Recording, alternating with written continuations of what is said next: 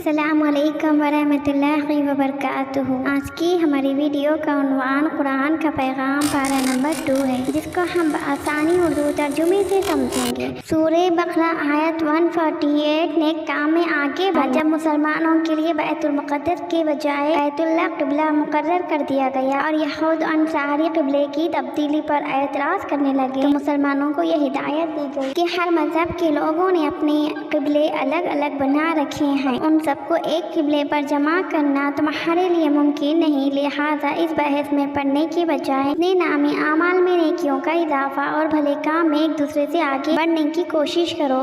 اس سے ہمیں یہ پیغام ملتا ہے کہ انسان کو بے مقصد کاموں میں اپنا وقت ضائع کرنے کے بجائے آخرت کی کامیابی کے لیے زیادہ سے زیادہ نیک کام کرنے چاہیے۔ سورہ بقرہ آیت 168 حلال کھاؤ حرام سے بچو۔ عرب کے مشرکوں نے اپنے طور پر مختلف چیزوں کو حلال و حرام کر رکھا تھا۔ وہ مردار جانوروں کو حلال اور بتوں کے نام پر چھوڑے گئے جانوروں کو حرام سمجھتے تھے۔ اللہ تعالیٰ نے فرمایا کہ کھانے پینے کی جن چیزوں کو تمہارے جسم و جان کی حفاظت اور فائدے کے لیے حلال اور پاک صاف بنایا ہے، انہیں اپنی صحت کے لیے مفید سمجھ کر کھایا کرو، اور جن ناپاک و نقصان دہ چیزوں کو تمہارے لیے حرام قرار دیا ہے، اللہ تعالیٰ کا حکم سمجھ کر ان کے استعمال سے بچو، اسی میں تمہارے صحت و اخلاق کی حفاظت اور دین و دنیا کی بھلائی ہے۔ سورہ بقرہ آیت 170 باپ دادا کی اندھی پیروی سے بچو۔ جب مشرکین کو توحید کی دعوت اور شرک سے بچنے کا حکم دیا جاتا تو وہ اللہ کے احکام کے مقابلے میں اپنے باپ دادا کے رسم و رواج کی پیروی کرتے تھے، تو اللہ سبحانہ تعالیٰ نے انہیں سمجھایا کہ تمہارے باپ دادوں کو نہ دین کی کچھ سمجھ تھی اور نہ ان کے پاس کوئی آسمانی ہدایت تھی، لہٰذا ان کی اندھی پیروی کرنا تمہارے لیے درست نہیں۔ چنانچہ جو لوگ دین کے مقابلے میں خاندانی روایت اور اپنے بڑوں کے رسم و رواج کو اہمیت دیتے ہیں، وہ صحیح دین اور ہدایت سے دور ہو جاتے ہیں۔ سورہ بقرہ آیت 174 شریعت کے احکام کو چھپانے کی سزا۔ علماء یہود شریعت کے احکام چھپانے اور دین حاصل کرنے کے لیے احکام بدلنے کے جرم میں مبتلا تھے، ان کو توجہ دلائی گئی کہ احکام بدلنے کے جرم میں مبتلا تھے، ان کو توجہ دلائی گئی کہ تم حقیر و ذلیل مال کے لیے جو حرکتیں کرتے ہو، آخرت میں اس کا انجام بہت برا ہوگا۔ آج دنیا میں تم شریعت کے احکام چھپا کر ناجائز کمائی سے اپنا پیٹ بھر رہے ہو، لیکن قیامت کے دن یہ غذا دوزخ کے انگاروں کی شکل میں تمہارے پیٹ کا ایندھن بنے گی، اور اللہ تعالیٰ اس قدر ناراض ہوگا کہ مہربانی کے ساتھ نہ تم سے بات کرے گا اور نہ گناہوں سے پاک و صاف کرے گا، اور تمہیں دردناک عذاب کا سامنا کرنا پڑے گا۔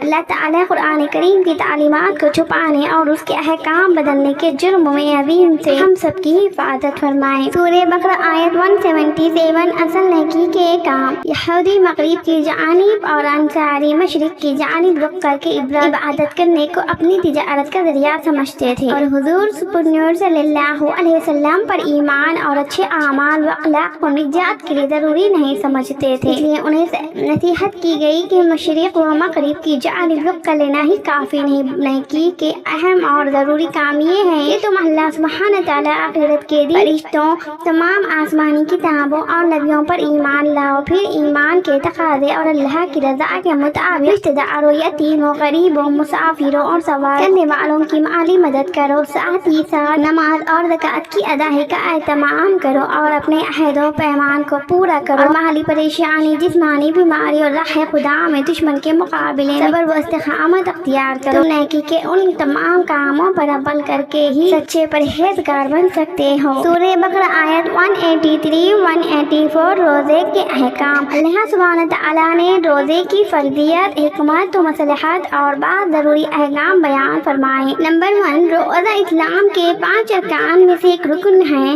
اللہ سبحانہ تعالیٰ نے ہر عاقل بالغ مسلمان مرد و عورت پر پورے رمضان کے روزے فرض کیے ہیں، ان کا چھوڑنے والا سخت گنہگار ہے۔ نمبر 2، روزہ پہلی امتوں پر بھی فرض رہا ہے۔ نمبر 3، روزہ کا مقصد انسان کے اندر تقویٰ و پرہیزگاری پرہیزگاری، روح کی پاکیزگی اور عبادت و بندگی کا جذبہ پیدا کرنا ہے۔ نمبر 4، شرعی مسافر اور بیمار کے لیے روزہ نہ رکھنے کی اجازت ہے مگر دوسرے دنوں میں اس کی قضا لازم ہے۔ نمبر 5، روزہ کا فدیہ ایک فقیر کو کھانا کھلانے کے برابر 2.25 کلو گیہوں ہے۔ نمبر 6، اگر کوئی مسافر اور بیمار ان رعایتوں کے باوجود رمضان المبارک شریف کے روزے رکھے تو اجر و ثواب کے لحاظ سے اس کے حق میں بہت بہتر ہے۔ سورہ بقرہ آیت 186، دعا صرف اللہ سبحانہ تعالیٰ سے مانگو۔ دعا عبادت کا مغز ہے اور اللہ تعالیٰ سے قرب کا ذریعہ ہے۔ وہ مانگنے سے خوش اور نہ مانگنے سے ناراض ہوتا ہے۔ وہ کسی سچے طالب کو خالی ہاتھ واپس نہیں لوٹاتا۔ وہ اپنے علم و قدرت اور عطا و بخشش کے لحاظ سے بندے کی شعرت سے بھی زیادہ قریب ہے۔ وہی ٹوٹے دلوں کا سہارا ہے اور تکے ہارے گنہگاروں کا آسرا ہے۔ پس بندگی کا تقاضا یہ ہے کہ بندہ اپنی ہر حاجت و ضرورت کا سوال اسی سے کرے۔ سورہ بقرہ آیت 188، ناجائز طریقے سے کسی کا مال کھانا۔ انسان کو ایک دوسرے کے ساتھ مل جل کر رہنے کی وجہ سے بہت سی چیزوں کی ضرورت پڑتی ہے، اس لیے لین دین کرتے وقت ناجائز طریقے سے کسی کا مال ہڑپ نہیں کرنا چاہیے۔ ایک مسلمان کے لیے دھوکہ بازی، لوٹ کھسوٹ، رشوت و چوری، جھوٹی گواہی، امانت میں خیانت، ظلم و زیادتی اور حکام تک رسائی حاصل کر کے باطل طریقوں سے کسی کا مال کھانا جائز نہیں ہے۔ ایسا کرنا بہت بڑا گناہ ہے اور اللہ تعالیٰ کی سخت ناراضگی کا سبب ہے۔ سورہ بقرہ آیت 215، خرچ کرنے کے مقامات۔ حضرت عمر بن جموع انصاری رضی اللہ تعالی عنہ مالدار صحابی تھے۔ انہوں نے عرض کیا، یا رسول اللہ، ہم کس پر خرچ کریں؟ تو اللہ سبحانہ تعالیٰ نے فرمایا کہ تمہاری حلال و پاکیزہ کمائی کے اصل حقدار تمہارے والدین، رشتہ دار، ماں باپ کے سائے سے محروم، یتیم و مسکین اور ضرورت مند مسافر ہیں۔ ان پر خرچ کرنے سے تمہیں اللہ تعالیٰ کی رضا اور آخرت میں بے شمار اجر ملے گا۔ سورہ بقرہ آیت 216، بھلے برے کا علم اللہ تعالیٰ کو ہے۔ انسان اپنے محدود علم و تجربے کی بنیاد پر کسی چیز کو ناپسند کرتا ہے، حالانکہ دین و دنیا کے لحاظ سے وہ اس کے لیے خیر کا سبب ہوتی ہے، اور کبھی کسی چیز کو پسند کرتا ہے مگر انجام کے اعتبار سے وہ اس کے لیے نقصان دہ ہوتی ہے، کیونکہ انسان کو اپنے بھلے برے کا صحیح علم نہیں ہوتا۔ اس لیے عقل مند شخص وہ ہے جو اللہ کی ذات، اس کے علم اور بتائی ہوئی باتوں پر پورا یقین اور بھروسہ کرے اور خیر و شر کے بارے میں اس کے ہر فیصلے کو دل و جان سے قبول کرے، اسی میں اس کے دین و دنیا کی بھلائی ہے۔ سورہ بقرہ آیت 219، معاشرے کی غربت کا حل۔ اسلام چاہتا ہے کہ دنیا سے غربت و افلاس کا خاتمہ ہو جائے۔ کوئی شخص غربت و فقر کی بنا پر خودکشی، زناکاری، چوری، ڈکیتی اور شرمناک حرکتیں کرنے پر مجبور نہ ہو۔ اللہ تعالیٰ نے معاشرے سے غربت ختم کرنے کے لیے یہ اصول مقرر فرمایا کہ ہر شخص حلال طریقے پر مال و دولت حاصل کرے اور اپنی جائز ضروریات پوری کرنے کے بعد باقی مال ضرورت مندوں میں تقسیم کرتا رہے۔ اس حکم پر عمل کرنے سے معاشرے میں کوئی شخص غریب نہیں رہے گا اور سماج میں پھیلی ہوئی بہت سی خرابیوں کا خاتمہ ہو جائے گا۔ سورہ بقرہ آیت 223، میاں بیوی کو ہدایت۔ اللہ سبحانہ تعالیٰ نے میاں بیوی کے خصوصی ملاپ کے بارے میں چند حقائق بیان فرمائے۔ نمبر 1، جس طرح کسان اپنی کھیتی کو بڑی دولت سمجھ کر عزیز رکھتا ہے اور ہر طرح کے نقصان سے اس کی حفاظت کرتا ہے، اسی طرح شوہر کو چاہیے کہ وہ اپنی بیوی کو محبوب اور عزیز ترین دولت سمجھ کر کی حفاظت کرے اور اس کی جائز ضرورتوں کو پورا کرنے کی کوشش کرے۔ نمبر 2، میاں بیوی کا ملاپ صرف لذت اور خواہش پوری کرنے کے لیے نہ ہو بلکہ اصل مقصد اولاد کا حاصل کرنا ہو۔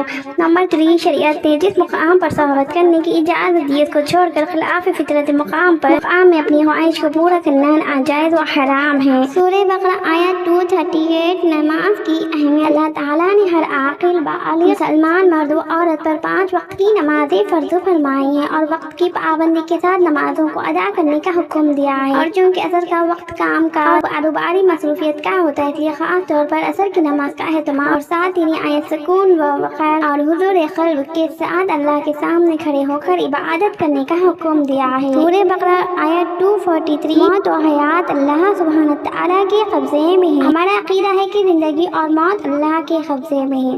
اللہ کی مرضی کے بغیر نہ کوئی دنیا میں آ सकता है और ना उसके हुक्म के बगैर कोई वक्त से पहले मर सकता है। देखिए बनी इस्राइल के हजारों लोग दुश्मन के डर या बीमारी के खौफ से अपने घरों से निकलकर महफूज जगह चले गए। तो अल्लाह सुब्हानहू तआला ने सज़ा के तौर पर उन सबको वही मौत दे दी। फिर कुछ दिनों के बाद हजरत हिजकिय्याह अलैहिस्सलाम की दुआ से अपनी बाकी उम्र पूरी करने के लिए अल्लाह ताला ने उनको दोबारा जिंदा कर दिया।